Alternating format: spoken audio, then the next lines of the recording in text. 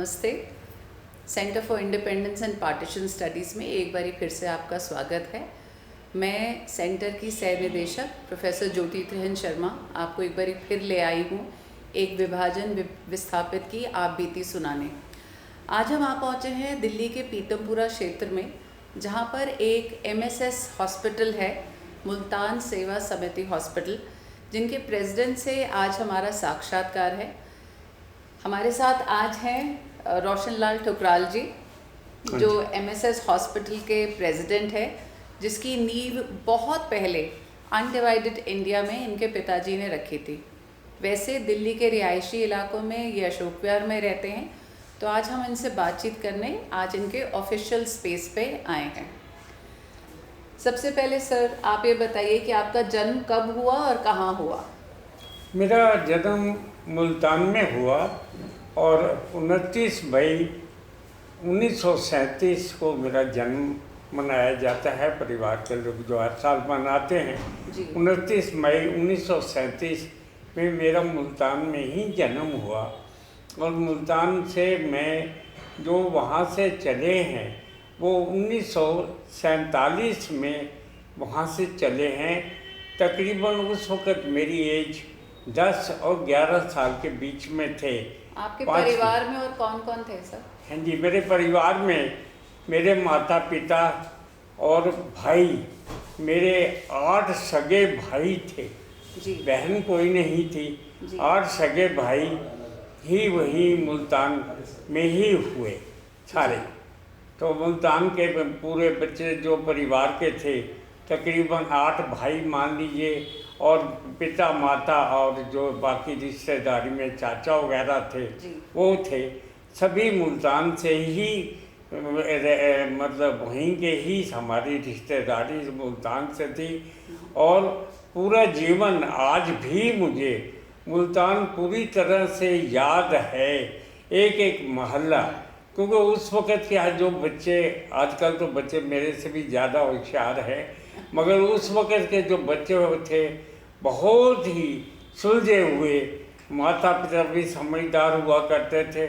और उसी बेसिस पे हम भगवान से जो वहाँ मैं मुल्तान में जो 10-11 साल रहा हूँ, पूरा जीवन अच्छा मुल्तान में बिताया और मुल्तान का आज भी मुझे याद है। उसके बाद तो जाने का मौका नहीं लगा। सर तो परिवार में आप सबसे छोटे थे? हैं जी, परिवार में सबसे छोटे थे आप? हाँ। अच्छा हाँ, तो मेरा 5वां नंबर था। 4 मेरे से बड़े थे, 3 मेरे से छोटे थे। तो हम 8 सगे भाई जी पूरे मुल्तान से जहाज़ में, अपने माता पिता तो नहीं, माता आई थी, पिता हमारे मुल्तान सेवा समिति के आधारशिला मुल्तान सेवा समिति की उन्होंने रखी थी। आज से तकरीबन 103 या 105 साल पहले की बात कर रहा हूँ। एक हमारे पुरुषोत्तम लाल जी डॉक्टर थे मुल्तान के, उन्होंने दोनों ने आधारशिला रखी और मुल्तान में सेवा भावना इतनी ज़्यादा भरी हुई थी। मैं थोड़ा सा आपको बताऊं, जिस वक्त 1947 के अंदर वहाँ पर ये विभाजन हुआ। सर पहले आप अपने स्कूल का बताइए। मैं स्कूल जाते थे? मुल्तान में DAV स्कूल था। अच्छा। जिसके अंदर मैं 5वीं क्लास छोड़ के आया। अच्छा। हाँ, वहाँ 5वीं क्लास मैंने पास कर ली थी। यहाँ दिल्ली में आकर 6ठी क्लास में दरियागंज में सेम DAV स्कूल में ही मैंने यहाँ आकर के 6ठी क्लास। कौन से विषय पढ़ते थे? हैं जी, कौन से सब्जेक्ट्स पढ़ते थे? कौन सब्जेक्ट आप स्कूल में क्या पढ़ते थे? सब्जेक्ट तो उसके समय के मुताबिक जो भी सब्जेक्ट होते थे, आजकल की तरह तो नहीं है। जो सब्जेक्ट थे नॉर्मल सब्जेक्ट हुआ करते थे, तो वही पढ़ाई करके। पंजाबी उर्दू वगैरह पढ़ते थे सर? हाँ जी, उर्दू भी पढ़ता था, हिंदी भी। अच्छा। सारी भाषाएं। आज भी मैं उर्दू का पेपर लेकर के आज भी उसी को स्टडी करता हूँ। भगवान की बहुत पेपर पढ़ते हैं सर? हैं जी, कौन सा पेपर पढ़ते हैं? कौन? उर्दू का कौन सा पेपर पढ़ते हैं आज आप? अब न भर का टाइम जो है उसका पूरा स्टडी करता हूँ। सुबह 7 बजे पेपर आता है और तकरीबन मैं 1.5 घंटा पूरे पेपर की जो है आजकल क्या हो रहा है, कहाँ क्या हो रहा है, किस तरह का हो रहा है, यही खबरें आती हैं। वो हर चीज़ अपनी नॉलेज में रखना जरूरी होता है, और वो करता हूँ। इस उम्र में आज भी मैं अपनी एज 89 to 90 है, मगर प्रभु की कृपा से पूरा अलर्ट रहता हूँ। परिवार की सेवा मेरी भी करते हैं, और जो मेरे से बन पड़ता है आज भी इस उम्र के अंदर। मैं थोड़ी सी पहले अभी की बता देता हूँ। आजकल मैं मुल्तान पतंजलि स्टोर, बाबा रामदेव के जो प्रोडक्ट्स आते हैं, दवाइयाँ, जो बाकी बिस्कुट्स और ये सब चीज़ें, उसकी एक सेवा भावना से, ना कि कमाई का, क्योंकि वो कमाई तो बाबा देते हैं हिसाब से, मगर ये है कि सेवा भावना थी कि टेंट हाउस का बिजनेस बंद करके कोई बिजनेस ऐसा किया जाए जिसमें मेरा समय भी पास हो जाए और जनता की सेवा भी करता रहूं। यहाँ पर मैं अपने दर्शकों के साथ साझा करना चाहूँगी कि जिस पतंजलि स्टोर की सर बात कर रहे हैं, वहाँ पर लगभग 50 साल सर ने शामियाना स्टोर चलाया। एक ऐसी दुकान पहाड़गंज में जो उनको अलॉट हुई, और उसके बाद वो दुकान जब उन्होंने आगे बढ़ा दी, तब उन्होंने उस पर पतंजलि स्टोर शुरू किया है। सर, बचपन का आपको पास पड़ोस याद है? बचपन का पूरा पास पड़ोस के मैं, हमारे साथ कौन रहता था, हम किसके साथ रहते थे, गली कौन सी थी, मोहल्ला कौन सा था, अब समोसे वगैरह मुल्तान के मूंग चावल जो खाया करते थे, वो दुकान भी आज मेरे आंखों के सामने है। क्योंकि हमारे मुल्तान में मूंग चावल आज भी माने हुए हैं। मुल्तानी ढांडे में आप चाहिए, दिल्ली में, वहाँ मूंग चावल आप खाइए, आपका मन करेगा खाता ही जाऊँ। और वही मुल्तान का सारा, मैंने बताया ना, 10-11 साल की उम्र में भी ऐसे ही अलर्ट थे जैसे भगवान के कृपा से आज भी 90 साल की उम्र में मैं गाड़ी खुद ड्राइव करता हूँ। आप हैरान हो गए, 16 साल की उम्र में गाड़ी चलानी शुरू करी, और आज 90 साल की उम्र में भी गाड़ी खुद ही ड्राइव करता हूँ। आना जाना, ऑफिस जाना बैठना, ये मैंने जो बिजनेस कर रहा हूँ कोई कमाई के लिए नहीं कर रहा हूँ। सेवा भावना मेरे मन के अंदर है। मेरे पिताजी भी सेवा ही किया करते थे, बहुत सेवा की उन्होंने। आपके पिताजी वैसे क्या करते थे? हाँ जी, आपके पिताजी क्या करते थे? मेरे पिताजी, वहाँ हमें राशन का वो मिला हुआ था, जो गवर्नमेंट ने वहाँ में राशन की डिपो दिया हुआ था। अच्छा। वो लाइफ इंश्योरेंस लोग इसलिए कराते थे कि भगत परमानंद जी सिवाय सेवा के और तो कोई काम करते नहीं है। अब 8 बच्चों का पालन करना है, जिसने इंश्योरेंस नहीं भी करानी होती थी ना, वो भी कहता था भगत जी आप आ जाना, और मैंने इतने की इंश्योरेंस आपसे करानी है। और वो घर पे स्वयं आते थे अपने परिवार को लेकर के फॉर्म वगैरह भरना, और ताकि इनका परिवार का गुजारा चलता रहे। और ये मुल्तान सेवा समिति का पूरी दिल्ली के अंदर आज भी, अगर मुल्तान सेवा समिति के विषय में, एक ये बड़ा हॉस्पिटल 2200-2500 गज का है हमारा यहाँ। अच्छा। और एक हमारा शक्ति विहार में, यहीं पास में ही शक्ति विहार 50 नंबर है जी, वहाँ हमने आँखों का हॉस्पिटल रखा हुआ है। अच्छा, आँखों का हॉस्पिटल भी जो है, हर साल हम तकरीबन 10 फ्री कैंप लगाते हैं, जहाँ पर चश्मे फ्री और हमारे जो दवाइयाँ फ्री। उसके अलावा अगर किसी का ऑपरेशन, जो आँखों का ऑपरेशन मेन होता है, तो वो अगर है वो भी हम लोग फ्री करते हैं। और तकरीबन 10 कैंप दिल्ली के सारे एरिए में, कहीं अशोक विहार में, फिर कहीं ओखला में, कहीं अपने यहाँ, इस तरह से कोई इसमें रोहिणी में, इस तरह करके लगाते हैं। और जो सेवा हमसे बन पड़ती है, मेरे जितने भी सेवादार हैं वो अपनी तरफ से कंट्रीब्यूशन देते हैं, लोग भी बहुत हेल्प करते हैं। और जो हमारे से सेवा बन पड़ती है वो आज भी मुल्तान सेवा समिति का, किसी से भी आप दिल्ली में जिक्र करोगे, कहे हैं इतनी बड़ी संस्था से आप जानते हो उनको, सब आपके जानकार हैं, तो वो सेवा भावना के अलावा यहाँ हमारे यहाँ और कुछ नहीं खाना पीना। कोई भी शोधार्थी जब इस साक्षात्कार को देखे तो ये ज्ञात रहे कि इन सब में जो विस्थापित होकर आए, बहुत कुछ लुटपुटा के आए और एक ऐसी जगह आ गए जहाँ कोई जानता नहीं था, पहचानता नहीं था, लेकिन आज तक जीवन पर्यंत उन्होंने कभी भी अपना सेवा भाव नहीं छोड़ा है। आज भी पूरी लगन से जहाँ तक हो सकता है वो इस सेवा भाव को बनाए रखे हुए हैं। सर 1947 की बात करते हैं, कब 1947 की बात करते हैं सर, कब ऐसा लगा कि बंटवारा होने वाला है? कैसे पता लगा सर कि बंटवारा होने वाला है? तो उस वक़्त का जो माहौल था ना जी, जो माहौल बना हुआ था, वो लग रहा था कि ये बंटवारा होके रहेगा। अच्छा। हमारी जो अंग्रेजी गवर्नमेंट थी वो तो छोड़ना नहीं चाहती थी, मगर उस वक़्त के जो महात्मा गांधी जी और जवाहरलाल जी जो थे, जो उस वक़्त तो मैं उन्हीं का ही था, सुभाष चंद्र बोस जी थे, सारे थे, इतनी बढ़िया टीम थी उस वक़्त की। तो मजबूरी में अंग्रेज़ों को ये छोड़ करके जाना पड़ा। उम्मीद नहीं थी कि हमारा आपस का बंटवारा होगा था, मगर सर आप तो 10 साल के थे, मगर मेरी नॉलेज में अच्छा सब कुछ था।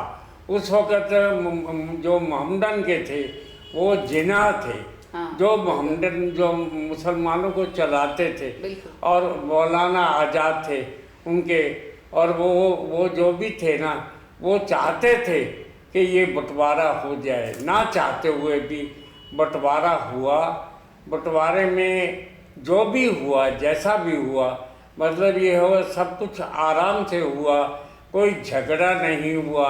हमें लग रहा था कि ये मुल्तान जो हमारा है ये हिंदुओं के हिस्से में आएगा, मगर माहौल कुछ ऐसा बना था कि वो बंटवारे में पाकिस्तान वालों ने ही ले लिया। और पाकिस्तान में हकीकत अगर पूछो, जो पुराने मुसलमान थे वो अपने आप को हिंदू मानते थे और हम अपने आप को मुसलमान मानते थे। इतना हमारा आपस का प्यार हुआ करता था। सर आपके इलाके में रहते थे कोई मुसलमान? हमारा हरम दरवाज़ा उसको बोलते थे। अच्छा। और हमारा जो कैंप, वो मुल्तान सेवा समिति था, वो कुप था। कुप के अंदर वहाँ मुल्तान सेवा समिति का बहुत बड़ा ऑफिस था। और जैसे मैंने आपको बताया कि बहुत बड़ा एक ग्राउंड हमें मिला हुआ था, जिसके अंदर हमने, जिस वक्त ये पाकिस्तान का हुआ, मुल्तान तो हमारा सेफ था, वो जो मुसलमान थे वो हमें बचाते थे, हमारे से मिलके सारे काम करते थे। मगर जो जवान बच्चे थे वो उनसे बर्दाश्त नहीं होता था। तो वहाँ पे जो हमारे रावलपिंडी और जो और वो थे, उसमें काफ़ी झगड़े होते थे। हमने मुल्तान सेवा समिति की मीटिंग बुलाई कि उनको क्यों ना हम अपने यहाँ बुला करके जो सेवा उनके से बनती है हम करें। सब ने कहा इससे बढ़ के और सेवा क्या हो सकती है। हमने उनको ऑफर दी कि आप अपना वो छोड़ करके मुल्तान यहाँ आइए, आपको जाना तो पड़ेगा दिल्ली में, मतलब जहाँ हमारा हिंदुओं का है वहाँ आपको जाना पड़ेगा, बजाय वहाँ जाने के आप हमारे यहाँ आइए। तो वो वहाँ आकर के हमारे यहाँ ठहरते थे। तो फिर वहाँ बुकिंग कराते थे उनकी, किसी की रेल की बुकिंग, किसी की हवाई जहाज़ की बुकिंग। सर आप कब निकले थे? आप और आपका परिवार कब निकला? हमारा सारा परिवार, उसके अलावा पूरा मुल्तान का परिवार मेरे पास। हाँ। कैसे निकले सर? है सर कैसे निकले अपने घरों से? कहाँ? वहाँ पर मुल्तान से आप कैसे निकले कि अब घर छोड़ना पड़ेगा? नहीं, मुल्तान छोड़ना जब पाकिस्तान में आ गया था तो पाकिस्तान में तो कोई रह के राजी नहीं था। जिनके अच्छी जायदाद थी और अच्छा मिलन था, कुछ लोग 10% भी नहीं कह सकते जिन्होंने मुल्तान में रहे। बाकी 90% जो छोड़ करके, कोई दिल्ली, कोई हिसार, कोई कहीं, सब अपनों ने सेट किया। जब हम लोग परिवार लेके चले तो मेरे परिवार के सारे भाइयों और माता और चाचाओं को लेकर के तकरीबन 20 लोग हम थे। जो उस दिन हम लोग फ्लाइट से दिल्ली आए। तो दिल्ली में आकर के सर ये किसी ने देखिए, आपकी मदद की तब? हाँ मदद, आपकी मदद मिली आपको कहीं से? पूरा फ्लाइट लेने के लिए मदद मिली? पूरी मदद। मैं कहता हूँ माँ ऐसे ही शायद ही किसी को मिलती हो जो माँ हमें मिली है। अगर माँ की तारीफ करने लगी तो आप शाम हो जाएगी बात करते करते। कैसी माँ थी, कैसे बच्चों को पालती थी। 8 बच्चों को पालना कोई मजाक नहीं होता है। मुल्तान सेवा समिति में मेरे पिताजी जो थे एक सोशल वर्कर भी थे। सोशल वर्कर में कई दफ़ा उनको जेल भी जाना पड़ता था। जैसे होता है कि भाई ये है, इसने झगड़ा किया, इसको ले जाओ, इसने उससे के साथ किया। फिर भी मेरी माँ जो है बच्चों को पाल पोस कर बड़ा करती थी। सर जब आप वहाँ से निकले आपको ऐसा लगा था कि अब कभी वापस नहीं आएंगे? ये तो पहले ही लग रहा था। लग रहा था? हाँ, वहाँ से निकलते ही पाकिस्तान के हिंट ही यही थे कि आप जा रहे हो तो लौट के नहीं आओगे। अच्छा। और आप मानोगे नहीं, मेरे पिताजी जब मुल्तान छोड़ा तो आखिरी शख्सियत थे जो आखिरी गाड़ी मुल्तान से चली है उसमें बैठ करके दिल्ली आए। तो दिल्ली में लोगों ने हमें ये कहा कि आपके पिताजी का मर्डर कर दिया गया है। हम रो रहे थे, चिल्ला रहे थे, अब हम अनाथ हो गए। मगर पता लगा कि नहीं, वो हिसार में आगे है। फिर उसके इजहार के बाद वो दिल्ली में आए। दिल्ली में फिर उन्होंने दिल्ली के मुल्तान सेवा समिति के लिए पराश खाने में एक स्थान लिया।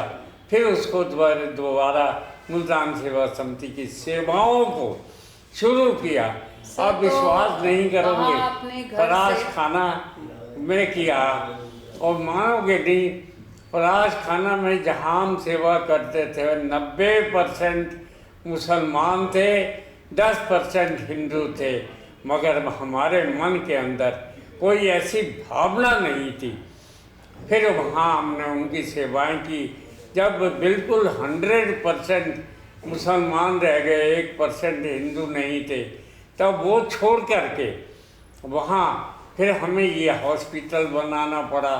एक हॉस्पिटल मैंने जैसे आपको कहा शक्ति विहार में है, वहाँ आँखों का हॉस्पिटल है हमारा, हेमोपैथिक का भी है, और वहाँ पे ब्लड टेस्ट वगैरह भी वहीं हम लोग करते हैं। उसके साथ साथ जो मेन है। सर जब आप मुल्तान में अपने घर से निकले तो कुछ सामान वगैरह, पैसे, कुछ जेवर उठा पाए थे क्या? मुल्तान से जब हम चले हैं तो मुल्तान में कोई सॉलिड आइटम तो लेके आ नहीं सकते थे। अच्छा। जो थोड़ा बहुत कैश या जो कपड़े वगैरह थे वहीं लेकर के आए। हवाई जहाज़ में ज़्यादा सामान तो उठाने नहीं देते थे। अच्छा। बाकी सारा सामान हम वहीं मुल्तान में ही छोड़ के आए।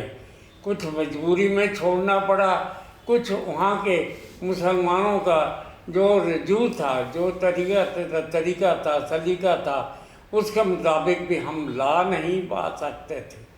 मुल्तान में हवाई अड्डे तक कैसे पहुँचे? हैं जी, हवाई अड्डे तक आप कैसे पहुँचे? हवाई अड्डे तक हवाई जहाज से हम वहाँ मुसलमान, पुराने मुसलमान जो हमारे पिताजी के जानने वाले थे। अच्छा। वो सब पिताजी के साथ इकट्ठे हुए। अच्छा। और पूरे परिवार को लेकर के वहाँ उन्होंने छोड़ा। अच्छा। कोई मुल्तान हमारा सेफ नहीं था। मुल्तान पे बहुत जुल्म ढाए गए। फिर उसके बावजूद भी हमने हर तरह से उनको फेस किया। जब आप वहाँ से ट्रेनें चलती थी, हमारे बेटी हमारे बहुएँ उसमें बैठ कर आती थी। कई दफ़ा तो ट्रेन सेफ पहुँच जाती थी, कई दफ़ा ऐसा होता था ट्रेन में एक भी आदमी को वो जिंदा नहीं छोड़ते थे, पूरी ट्रेन को काट पीट करके ख़त्म कर देते थे। बहुत जुल्म सहे हैं हमने, शायद इतने जुल्म नहीं किए हैं जितने हमें जुल्म सहने पड़े।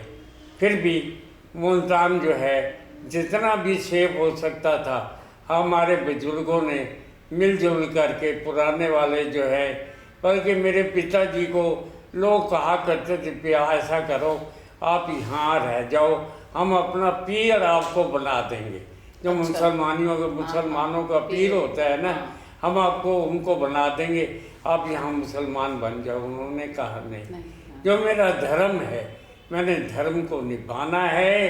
अगर आप छोड़ के नहीं आओगे तो मैं जैसे भी जा सकता हूँगा जाऊँगा, आप मार दोगे तो भी बर्दाश्त कर लूँगा, रहूँगा हिंदू, मुसलमान नहीं बनूँगा, मगर तुम्हारी तरह नहीं रहूँगा। जैसे तुम लोग जुल्म कर रहे हो ऐसे कहीं भी जुल्म नहीं हो रहे हैं। हिंदुस्तान में कोई मुसलमानों को कोई परेशान नहीं कर रहा है, मगर हमारे मुल्तान में उसके साथ जो और हमारे रावलपिंडी और ये थे, वहाँ तो उन्होंने बहुत ज़्यादा जुल्म किए। 50% लोगों को उन्होंने ख़त्म कर दिया होगा, तो 50% वापस मुल्तान में आए। मुल्तान में मुल्तान सेवा समिति जो उनकी सेवा कर सकती थी, उन्होंने ठहरने के लिए, खाने के लिए, रुकने के लिए और ट्रेनों में बिठाने के लिए, हवाई जहाज़ में बिठाने के लिए स्वयं साथ जा कर के सारा कुछ किया करते थे। फिर भी प्रभु की कृपा से जो भी आए हैं मुल्तान से, फिर भी जो बच के आए हैं वो सेफ आए हैं। उनको यहाँ आकर के अब जैसे भी दिल्ली के बारे में आप या इंडिया के बारे में आप पूछोगे, उसकी भी मैं पूरी जो है इसकी सर, अपने घर से निकलते वक्त दुख नहीं हुआ है? अपने घर से निकलते वक्त, वहाँ से छोड़ते वक्त आपको दुख नहीं हुआ? बहुत दुख की बात कर रहे हो, बहुत दुख हुआ। और ऐसा मकान था कि दिल्ली में वो मकान ना तो हमें मिल पाया ना बना पाया। उस मकान के अंदर आप वो कहते हो मुझे अच्छा नहीं लगता कि हम अगर चाहते ना तो उसके अंदर वे फुटबॉल खेलना चाहते हैं या कबड्डी खेलना चाहते थे। इतने बड़े बड़े मकान हुआ करते थे मुल्तान के अंदर।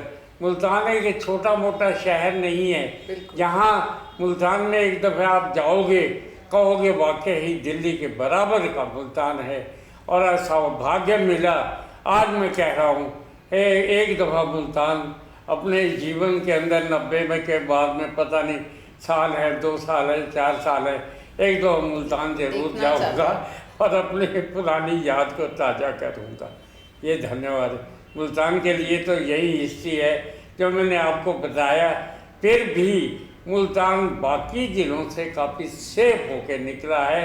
ये नहीं कहता कि नुकसान नहीं हुआ, बहुत नुकसान हुआ, घर का भी नुकसान हुआ, सामान का भी नुकसान हुआ। पैसे कितने लेके आए होंगे, कपड़े कितने लेके आए होंगे, कुछ भी नहीं, खाली हाथ आए। और यहाँ आकर के अब जैसे दिल्ली की हिस्ट्री में आपको बताऊंगा, आप हिस्ट्री सुन के हैरान हो जाओगे कि किस प्रकार आकर के दिल्ली में हमने अपने आप को सेट करने की कोशिश की। तो परिवार के सब लोग आ गए थे? परिवार के सब आ गए थे? मेरे परिवार में तकरीबन 20 या 24 लोग थे, जिसमें मेरे 8 भाई, मेरी माता, मेरे चाचाओं के बच्चे, सब ठीक-ठाक आ गए थे? सब एक ही जहाज़ में आए थे। और यहाँ आकर के हमारे पास ठहरने को, दिल्ली में आकर के कोई ठहरने को जगह नहीं थी। एक हमारे थे गंगूराम जी, उनका मकान पहाड़गंज में था, तो उनको किसी ने कहा कि भगत जी का परिवार आ रहा है, तो उन्होंने कहा ठीक है, मैं एक कमरा उनको दे दूँगा। अब एक कमरे के अंदर 20 या 24 आदमियों का ठहरना कितना मुश्किल हो सकता है, वो आप अंदाज़ा लगा लीजिए। खाने को जो लाए हुए थे उसके साथ फिर हमने कहा बच्चे हैं, कुछ तो करना होगा, और कुछ नहीं। हमारे पास पहाड़गंज के पास एक बिरला मंदिर है, बहुत बड़ा मंदिर है, जो माना हुआ मंदिर है दिल्ली का, बिरला वालों का है जी। तो हमने उस वक़्त सदर बाज़ार से गुब्बारे ला करके, गुब्बारे गैस से फुला करके शाम को जा कर के मंदिर में जाते थे और डंडी पे गुब्बारे वहाँ बेच करके अपने परिवार का गुजारा करते थे। उस वक्त सस्ता था, तो थोड़े में भी अच्छा गुजारा हो जाता था जो हम कर रहे थे। उसके बाद मुझे ध्यान है कि यहाँ जो रिहैबिलिटेशन मिनिस्टर थे, हमारे एक पंजाबी थे, बहुत सेवा करते थे। अच्छा। सड़क पे बैठ करके लोगों को कहते आप मकान कहाँ लेना चाहते हो, जाओ मकान दे के और मैं आपको अलाट कर दूंगा। और एक दिन के अंदर अलाटमेंट होती थी। ऐसे हमसे भी पूछा गया। गौर मकान करने लायक बात यह है कि विस्थापित होकर जब दिल्ली पहुंचे तो ना कोई छीना झपटी की सोची, ना चोरी की सोची, ना भीख मांगने की सोची, पर काम करने की सोची। जीवन यापन करना है तो बिल्कुल निस्वार्थ भाव से अपने लिए एक सेल्फ रिलायंट तरीके से अपने आप को आगे लेकर जाएंगे। तो यहाँ सर, पे मिनिस्टर से आपको क्या मदद मिली? मिनिस्टर साहब के पास हम गए तो उन्होंने कहा कोई देखो जहाँ आपको कोई मकान खाली मिलता है आप लाओ, मैं आपको अलाटमेंट करा दूँ। हम दरियागंज में गए, एक मुसलमान का बहुत अच्छा मकान था। अच्छा। जो वो छोड़ करके खाली पड़ा था, तो हमने उसका नंबर ला के उनको दिया। उन्होंने हमारे पेपर देखे, कहने लगे ठीक है। वैसे एक दिन के अंदर उस मकान की अलॉटमेंट करके उन्होंने दरियागंज का मकान जो था वो हमारे नाम से कर दिया। अच्छा। जिसमें मेरा सारा परिवार उसमें आराम से ठहर जाया करता था, वहाँ रहे। वहाँ सर, तो उसके बाकायदा कागज आपको दिए गए? उसके कागज दिए गए बाकायदा। फिर उसके साथ साथ इन्होंने कुछ हमारे सब्जी मंडी में एक वो अंधा मुगल है, हाँ जी। वहाँ पर इन्होंने फ्लैट बनाए। हाँ जी। तो फ्लैट वहाँ तुर्कमान गेट में मुल्तानी लोग रहते थे। तो उन्होंने कहा ये फ्लैट जो है इनको हम अलाट करेंगे और ये एरिया खाली करा दें। मगर वो मुल्तान वाले हमारे पिताजी को इतना प्यार करते थे, उन्होंने दीदी के आगे एक शर्त रख दी, हम तब जाएंगे सारे अगर भगत जी के परिवार को आप साथ ले जाओगे। तो उन्होंने हमें बुलाया। हमने कहा देखिए हमारा परिवार बड़ा है, आप हमें कम से कम 4 फ्लोर चाहिए उसमें रहने के लिए। तो उन्होंने सब कुछ देखने के बाद उन्होंने कहा 4 नहीं तो 3 तो हम आपको दे देंगे, 2 नीचे और 1 ही ऊपर, तो आपको ये मकान छोड़ना पड़ेगा। हमने कहा कोई बात नहीं, वो दोगे तो ये ले लेंगे। तो वहीं हमने किया, दरियागंज का मकान छोड़ करके अंधा मुगल में हम लोग आए। 3 फ्लोर मिले। कौन से साल में सर? उसके साथ बस। सर किस साल में आए थे आप अंधा मुगल? किस साल आए थे? ये अंधा मुगल तकरीबन 1960 की बात है। अच्छा। 1960 में हमने अंधा मुगल में आए। और जहाँ तक बिजनेस का सवाल था, बिजनेस में उन्होंने कहा आप जहाँ भी चाहो पटरी पे कहीं पे स्टॉल बना लो, हम आपके स्टॉल की भी अलॉटमेंट आपको करते। तो हमारे फराशखाने के साथ में एक वो रोड है जिसको जीबी रोड बोलते हैं। जी जी। जीबी रोड पे वो सामने पटरी, रेलवे की लाइन की पटरी खाली पड़ी थी। अच्छा। वहाँ हमने स्टॉल बना लिए। मुल्तान सेवा समिति का भी स्टॉल वहीं बना लिया और अपना भी। तो दिल्ली के अंदर हमने टेंट हाउस स्टार्ट किया, मुल्तान टेंट हाउस के नाम से।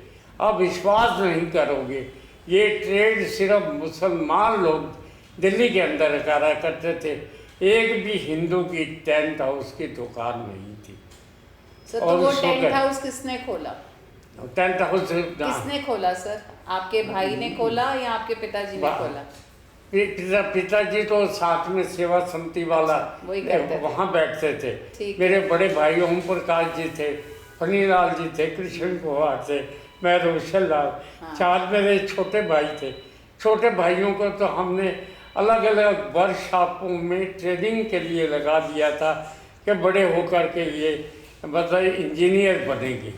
तो छोटे चारों भाइयों को तो हमने 4 जगह पे, मोतिया खान में और ऐसे करके 4 जगह पे लगा दिया, कहीं मोटरसाइकिल का, अच्छा, कहीं गाड़ी के कामों के लिए। और 4 भाई हम टेंट हाउस में, बड़े ओम प्रकाश जी से लेकर के मेरे तक 4 भाई बहन थे। और उस वक़्त पहला टेंट हाउस था तो जो हमने खोला, भगवान की कृपा से खूब चलने लगा। उसके बाद खारी बावली में भी 2 भाई क्या मेरे। नाम था आपके टेंट हाउस का? हैं जी, टेंट हाउस का क्या नाम था सर? मुल्तान टेंट हाउस, जिसको बाद में हमने Multan Shamiana House, Multan Tent House वहाँ रहा। अच्छा, भगवान की कृपा से हिंदुओं को प्रेफरेंस देते हुए अच्छा काम करते थे। और मुझे फ़ख्र है इस बात का, उस वक़्त मैं टेंट हाउस में अपने टेंट साइकिल पे रख करके लोगों के हाथ लगाने खुद ही जाया करते थे और सेवा करते थे। खारी बावली में मेरे 2 भाई से पटरी के ऊपर कोई चीनी लगाते थे, कोई चावल लगाते थे। तो मैं जो बात आपको बताने जा रहा हूँ वो सुन के आप हैरान हो जाओगे जी। ये हमारे वहाँ जो मेन दुकानें थी उनके आगे पटरी पे हमारे पंजाबी लोग जो थे सब पटरियाँ लगा करके वहाँ कोई दाल बेचता था, कोई चीनी बेचता था, कोई कुछ बेचता था। तो एक दिन पीछे हमारे जहाँ मैं बैठता था, मैं टेंट हाउस में था, एक मेरा भाई था जो वहाँ बैठता था, उसने उसको बुलाया। कहने लगा एक बताओ, अब 2 रुपये किलो दाल लाते हो और 2 रुपये किलो पटरी पे बैठ के आप बेच देते हो, खाना कहाँ से खाओगे? कहने लगा लाला जी आप सुन के हैरान हो जाओगे, आपको वो कर नहीं पाओगे जो हम कर रहे हैं। कहने लगा क्या करते हो? कहने लगे दाल तो दाल के भाव बेचते हैं, जो इसके कट्टे आते हैं शाम को 20 कट्टे बेच करके जो पैसे मिलते हैं उससे हम अपने परिवार को पालते हैं। इस तरह के पंजाब से आए हुए लोगों ने अपने आप की कितनी स्टैंडिंग बढ़ाई। उसके बाद यहाँ नई दिल्ली रेलवे स्टेशन के सामने रामनी ग्राउंड के पास बहुत ज़मीन खाली पड़ी हुई थी। उस वक्त 15 दिल्ली आने के बाद, हाँ दिल्ली आने के बाद उस वक्त दिल्ली के क्या हालात थे? उस वक्त दिल्ली के हाथ नॉर्मल थे, मतलब सड़कें खाली हुआ करती थी, कोई ऐसा नहीं, ज़्यादा साइकिलें ही चलती थी, कारें बहुत कम थी, साइकिल ही चलती थी। तो उस वक्त पंडित नेहरू जी का टाइम था, जवाहरलाल नेहरू जी का, उन्होंने जो रिहैबिलिटेशन मिनिस्टर थे यहाँ मार्केट की तकरीबन 256 दुकानें बनाई और जो लोग पटरी पे बैठा करते थे उन सबको दुकानों की ऑफर थी। मगर हालात ये थे कि उस वक्त दुकान 50 रुपये महीने पे गवर्नमेंट देती थी। आज अगर उसका रेंट आपको बताऊं, एक दुकान का लाख भी हो सकता है, 80,000 भी हो सकता है, 60,000 भी हो सकता है। जो उस वक्त गवर्नमेंट ने हमको 50 रुपये महीने पे दुकान अलाट करी, हमने कहा कि हमें एक दुकान चाहिए। कहने लगा अच्छा है अब ले लो, दो इस वक्त दे रहे हैं, नहीं मैं लोगे तो। उस वक्त हमने वहाँ दुकान ली। इस पटरी वाली दुकान को शिफ्ट करके हमने कमला मार्केट में बनाई। उस वक्त वहाँ पर बहुत फ्लैट्स थे जिसमें गवर्नमेंट के जितने एम्प्लॉइज़ थे, अब तो वहाँ अब भी फ्लैट्स है मगर ये है कि दोबारा रीबिल्ट हुए हैं। तो वहाँ पे भगवान की कृपा से ऐसा टेंट हाउस चला करता था कि 4-4 दिन हमें घर जाने का टाइम भी नहीं मिलता था। हिंदू होने के नाते से मुसलमान की दुकान पे जाते थे, कहता ये दरी उठा के यहाँ से ले जाओ, पैसे जमा करा जाओ और दरी के पैसे भी जमा करा जाओ, जब आओगे रेंट काट के बाकी पैसे आपको दूंगा। हमारे यहाँ क्या था कि टेंट लगा दिया भैया और आपका सारा काम निपट गया है, जब वो दुकान पे आके पैसे दे जाना, हम मांगने भी नहीं आएंगे। हिंदू और मुसलमान में इतना ही फर्क था। भगवान की कृपा से उस बिजनेस को हमने 1948 से स्टार्ट करके 2016 तक 70 साल उसको चलाया।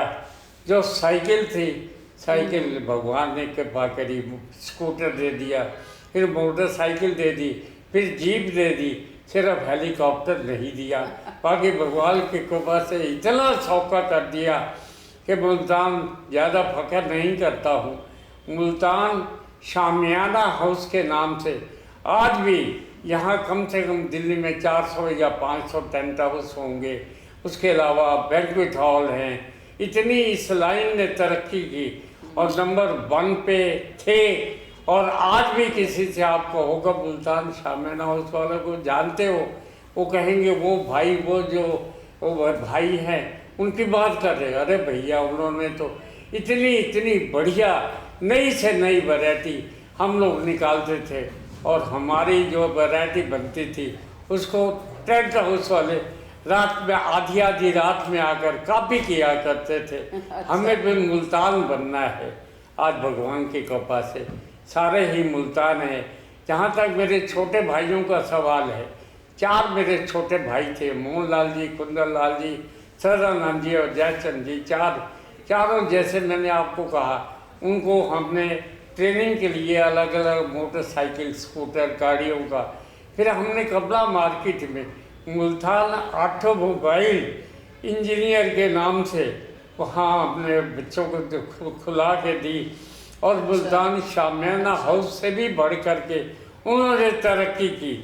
एक छोटे भाई की मैं एक छोटी सी मिसाल देता हूँ।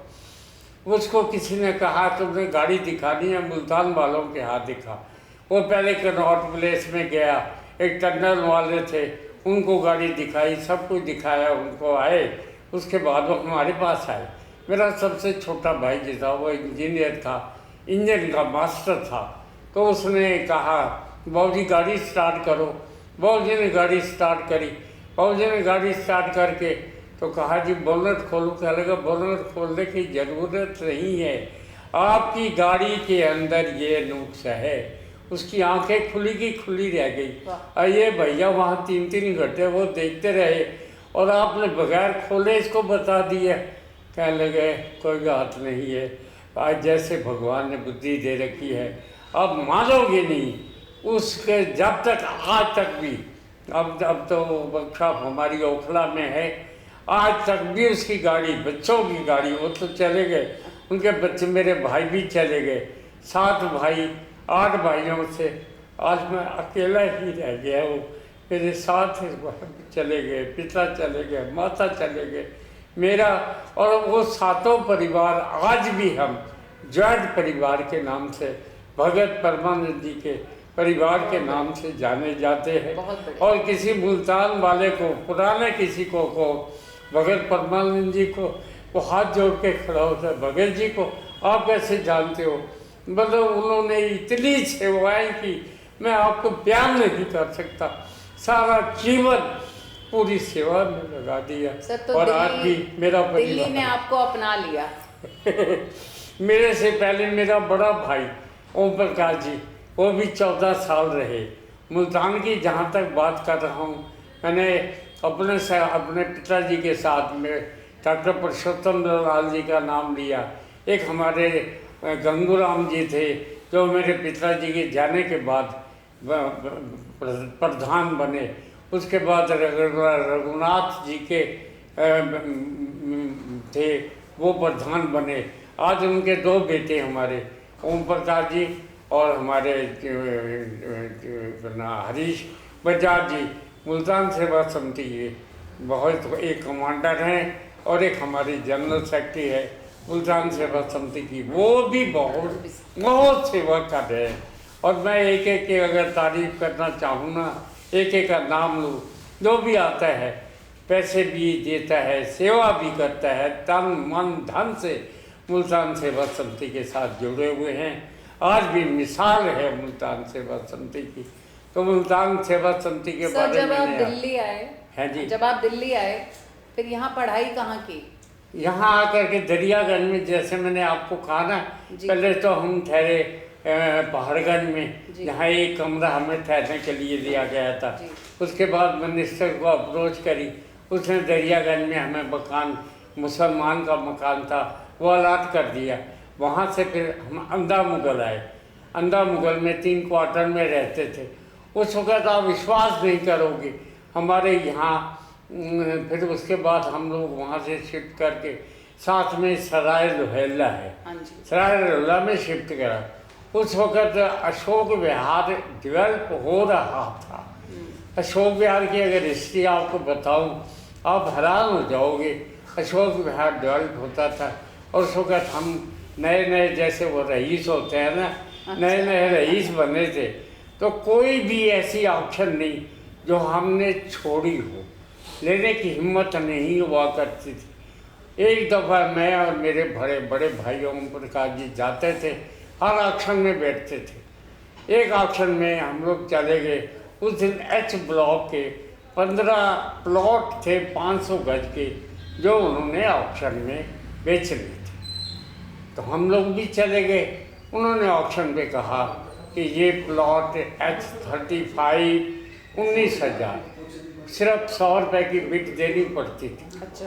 19,000। तो पता नहीं उस दिन भाई मेरा हाथ पकड़ के बैठा हुआ था, मैंने इसे उंगली खड़ी कर दी। वो 19,100 की जो बोली मेरी थी, उन्होंने आवाज़ दी 19 से बढ़ के कोई बोलना चाहता है, कोई आवाज़ नहीं। मैं घूम के देख रहा हूँ आज कहाँ फंस गया, कोई 200 बोल दे, किसी ने नहीं बोला। अब मानोगे नहीं, 19,100 में वो प्लॉट मेरे नाम था।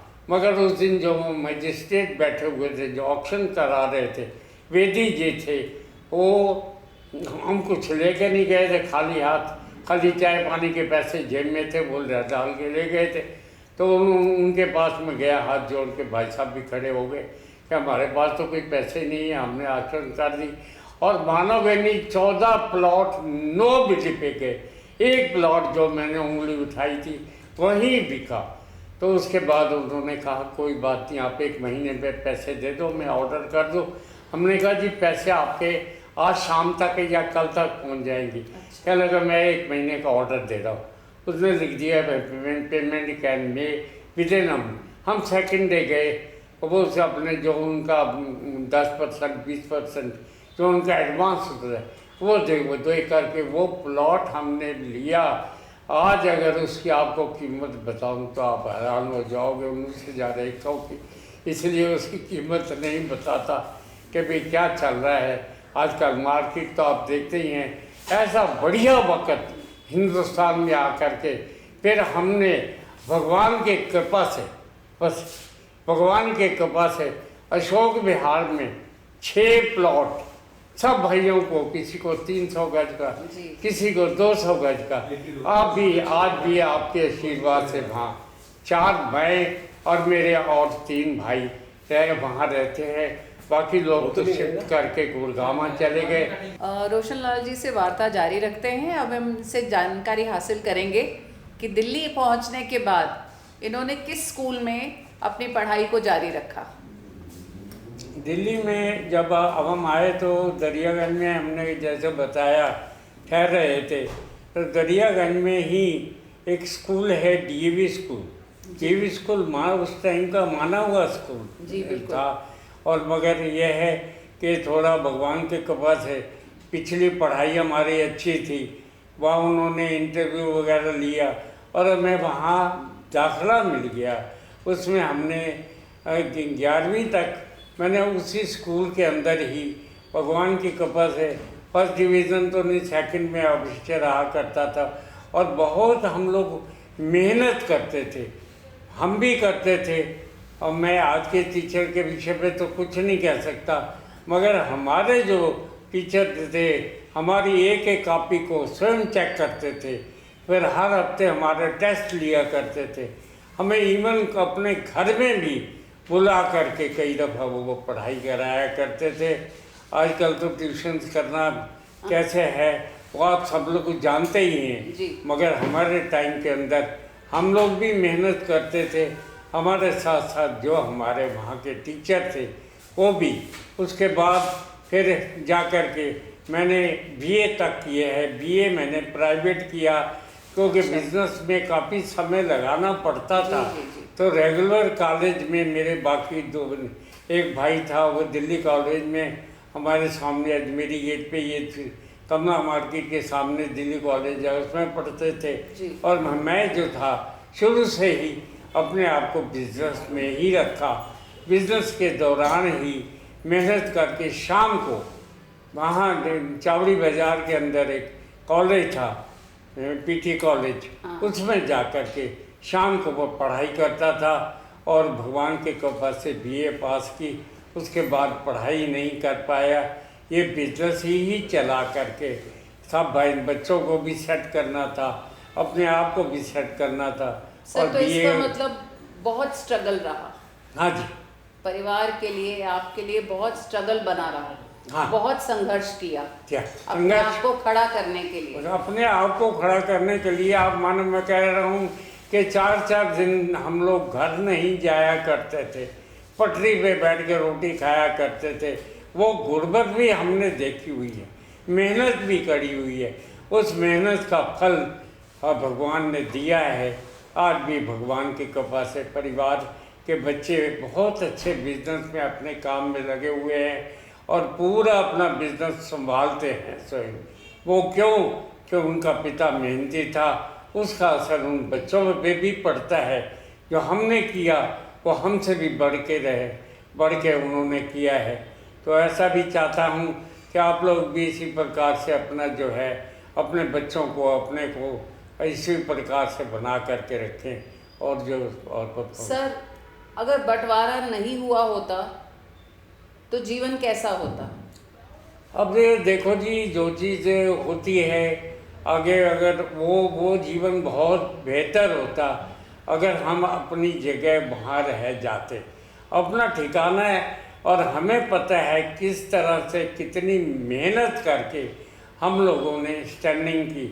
और ये ज़रूरी नहीं है ये स्टैंडिंग हर आदमी कर पाए या जो फल है वो हर एक को मिल पाए। मैंने ऐसी मुश्किलें देखी हैं लोगों की जो उसी समय से लेके आज तक भी उसी मुश्किल से बाहर नहीं निकल पाए। मेरे बहुत सारे मुल्तान के लोग, मुल्तानी ढांडे में पूरा मुल्तान बसा हुआ है, मगर ये है कि वो उसी गुर्बत को उसी को ही देख रहे हैं। कोई जो तरक्की वो अगर अपने वहाँ रह कर के मुल्तान में रह कर के कर पाते वो शायद उनको यहाँ नहीं मिल पाई है। पूरी कोशिश के बावजूद भी हर तरह से उन्होंने कुर्बानी करने की कोशिश की, मगर वो नहीं। जिन्होंने कर लिया उनके अपने भाग्य थे, उनके है। तो इसी प्रकार से मैं इसके बारे में तो यही कह सकता। सर, सरकार सब तक पहुंची क्या? सरकार की मदद हाँ। सब लोगों तक पहुंची या नहीं सरकार की पहुंची? मदद पूरे लोगों तक नहीं पहुंची। सरकार ने अपनी तरफ से जो कुछ कर सकती थी करी, जैसे कस्टोडियन की प्रॉपर्टी हुआ करती थी, मगर लोगों को बसाने में सरकार ने यहाँ कोई जगह की कमी नहीं थी। इतनी जगह खाली पड़ी थी कि इतने लोग लेने वाले नहीं थे जितनी जगह थी। फिर भी जो जहाँ बस गया जो सहूलत उस वक़्त गवर्नमेंट से मिली, जितनी मिल सकती थी गवर्नमेंट ने अपनी तरफ से की। लोगों की भी स्टैंडिंग बनाने में टाइम लगता है। एक जगह मुल्तान में अगर मैं था, मेरा सारा कुछ सेट था, घर सेट था, स्कूल सेट था, मेरे माता पिता सेट थे, किसी को कहीं जाने की ज़रूरत नहीं पड़ती थी। यहाँ आने के बाद रहना कहीं, जाना कहीं, खाना कहीं, सोना कहीं, कितनी मुश्किलें झेलनी पड़ी हैं, इसका मैं अंदाज़ा आपको बता नहीं सकता। ये पंजाबी लोग थे जिन्होंने अपनी स्टैंडिंग बना ली। अगर दिल्ली के लोगों को मुल्तान जाना पड़ता तो शायद वो अपने आप को सेट नहीं करता। मैं अपने तजर्बे, अपने लोगों के, अपने जो भी मेरे लोग थे जिन्होंने कितनी मेहनत करके अपने आप को स्टैंडिंग बनाई, अपने बच्चों, आज भी उनके यहाँ वो भी कमी है जो कि मुल्तान में अगर होते तो शायद नहीं होती। उसका वो है तो सही, मगर मुल्तान से बढ़ कर के यहाँ कोई भी नहीं है। चाहे मैं भी हूँ, अगर जो तरक्की मैं मुल्तान में कर सकता था, अपने शहर के, अपनी जन्मभूमि में कर सकता था, वो यहाँ नहीं कर पा रहा हूँ। कमियाँ हैं, मगर फिर भी प्रभु की कृपा से जो कुछ दे रखा है उसी में अपना गुजारा कर रहे हैं और करना चाहिए। भगवान का शुक्राना करके जो हमें दे रहा है हम तो उसी में अपना शुक्र कर सकते हैं। इसके अलावा तो सर, बंटवारे से जो भी बहुत सारे जो लोग उजड़े, उनको नहीं पता, बहुतों का ये मानना है, उनको कभी नहीं पता लगा कि सरकार ने कब ज़मीन दी, कब मकान दिए, कब दुकानें दी, क्योंकि वो सब अलग अलग जगह चल दिए, तो सबको नहीं मिल पाया। सबको नहीं मिल पाया, ये आपकी बात ठीक है, सबको नहीं मिल पाया। जिन लोगों को उनने उस वक्त पे अपना अप्रोच कर ली या जान पहचान निकाल आई, उस वक्त उनको पूरी सहायता मिली। एक जनरल जो पॉलिसी थी वो जनरल पॉलिसी नहीं मिल पाई। इसलिए कभी अब आज तक भी बहुत सारे ऐसे लोग हैं जिनका अपना मकान नहीं है, किराए पे रह रहे हैं, किस तरह से गुजारा कर रहे हैं ये वो जानते हैं या वो उनका परिवार जानता है। मगर यह है कि जो सरकार की तरफ से उस वक्त जिनको मिली, जिन्होंने भी अपने अप्रोच करी उनको मिली। मगर ये तो मैं ज़रूर कहूँगा कि पूरी तरीके से हर एक को मदद नहीं मिल पाई जो मिलनी चाहिए थी। बस अब बताइए सर, उस समय की सियासत के बारे में कुछ कहना चाहेंगे? उस वक्त की सियासत, पॉलिटिकल लीडरशिप के बारे में कुछ कहना चाहेंगे सर? उस वक्त देखिए जी, अपने अपने शुरुआत थी, महात्मा गांधी जी का समय था, पंडित जवाहरलाल नेहरू का समय था। उसके बाद जैसे जैसे उस वक्त उनकी मेजॉरिटी थी, कोई और आ भी नहीं पा रहा था ना कोई। हालांकि मुझे याद है सरदार पटेल जो उस वक्त एक माने हुए लीडर थे, उनको प्रधानमंत्री बनाने की कोशिश की जा रही थी। मगर पॉलिटिशियन के हिसाब से उनको वो मदद उस टाइम में जो पटेल जी ने किया है, मैं पॉलिटिक्स में नहीं जा रहा हूँ, जो पटेल जी ने हिंदुस्तान के लिए किया है वो शायद कोई और लीडर नहीं कर पाए। आज अगर कश्मीर का मामला हमारा अटका हुआ है वो किस वजह से, अब मैं पंडित जवाहरलाल जी का नाम नहीं लूँगा कि उनकी वजह से ये अटका। पटेल जी चाहते तो उन्होंने सारी रियासतें कितनी हैं, सारी रियासतों को अपने अंदर ले लिया और यही वो कश्मीर में करना चाहते थे। आज अगर वो कश्मीर में होता तो जो कश्मीर के मसले इतने हो रहे हैं वो शायद नहीं होते। मगर वो ये है कि उस वक्त पटेल जी की बात को माना नहीं गया। पंडित जवाहरलाल जी ने मौलाना आज़ाद की बात को मान करके कश्मीर को छोड़ दिया, जिसका खमियाजा आज पूरा हिंदुस्तान भुगत रहा है। कितने वहाँ मर्डर होते हैं, कितने वहाँ ये होते हैं। ये अब वहाँ पहले जो सरकार थी उस सरकार को हटा दिया गया, अब दूसरी सरकार आई है, वहाँ का मसला हल नहीं हो रहा। अगर उस वक़्त हो जाता तो आज कुछ दिन और होते, बस इतना ही क्या कहूँगा जी। सर, आज के समय के बच्चों के लिए या आने वाले समय में बच्चों के लिए आप कोई संदेश देना चाहेंगे? क्योंकि बंटवारे ने बहुत सीख दी, बहुत ज़्यादा सिखाया और कई परिवारों में तो बच्चे किसी बंटवारे की कहानी सुनना ही नहीं चाहते, उसके बारे में बात ही नहीं करना चाहते, कहते हैं बस छोड़ दो, पुरानी बात नहीं करो। लेकिन सर, ये जानना तो ज़रूरी है ना कि क्या बीता है परिवारों पर, क्या बीता है समाज पर, क्या बीता है देश पर। ये सब जानना भी तो बहुत ज़रूरी है। बहुत ज़रूरी है जी, बहुत ज़रूरी। लेकिन आजकल थोड़ी सी जनरेशन की अप्रोच सिर्फ अपने लिए, अपनी नौकरी, अपना एक बेटर प्लेसमेंट और अपना एक अलग जीवन, उसके विषय में सर कुछ कहेंगे आप? मैं तो देखिए जी, जो समय आजकल चल रहा है, माता पिता को बहुत कुर्बानी करनी पड़ती है, बहुत कुर्बानी। अच्छे स्कूल में जाते हैं, वहाँ पर भी स्कूलों की क्या हालत चल रही है, तो बच्चे भी आजकल बहुत होशियार हैं। मैं अपने परिवार में देखता हूँ, छोटे छोटे मेरे बच्चे हैं। हमारे अशोक विहार में माउंट स्कूल है, जहाँ पर अगर किसी का बच्चा एडमिट हो जाता है तो वो जाकर के दिल्ली के सारे मंदिरों में प्रसाद चढ़ाता है कि मेरा बच्चा माउंट फोर्ट स्कूल में है। और मेरे 2 प्रपोतियाँ हैं, वो उन्होंने इंटरव्यू दिया और मैं कहता हूँ मैं इतना भाग्यशाली अपने आप को मानता हूँ, वहाँ है। और फिर वो स्कूलों के अंदर बच्चे आजकल इतने मेहनती हैं, अगर टेलीफोन करो बेटा तो वो बच्चा कहने लगे डैडी अभी 2 घंटे बाद बात करेंगे, अभी मैं उसको ना अटेंड कर रही हूँ। माँ बाप भी आजकल बहुत अलर्ट हो गए हैं। मेरी बहू रानी है, उसके 2 बच्चे हैं, ये दोनों माउंट फोर्ट के अंदर है। एक 6ठी क्लास में अभी 92%, मतलब 94 हाईएस्ट है, सेकंड 92%। और मेरा जो एक छोटा बच्चा तीसरी के अंदर है वो नंबर 1 पे आया है। और उसको कितनी कुर्बानियाँ करनी पड़ती हैं।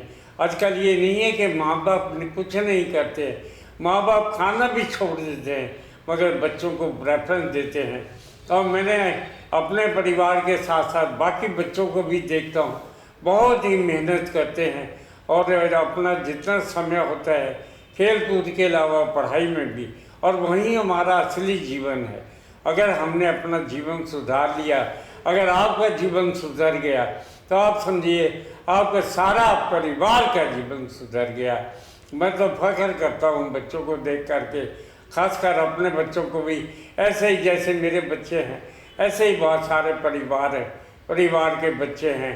तो हमारा अपना कर्तव्य बनता है कि हमारा फर्ज बनता है कि बच्चों के लिए अगर हम कुछ कर सकते हैं तो उनको अच्छे से अच्छे स्कूल में डालें, अच्छे से अच्छे पढ़ाई बने, आपका भविष्य भी उसी प्रकार से उज्जवल होगा जो उनका होगा। ये ड्यूटी हमारे भी बनती है कि हमें किस प्रकार से करना है। वैसे आजकल के बच्चे भी बहुत समझदार हैं और माँ बाप भी बहुत समझदार हैं। बच्चे माँ बाप के लिए करते हैं। मैं अपने परिवार की तो मिसाल ये देता हूँ कि मैं पीछे 5-6 महीने कम से कम 10 दफ़ा हॉस्पिटल गया हूँ।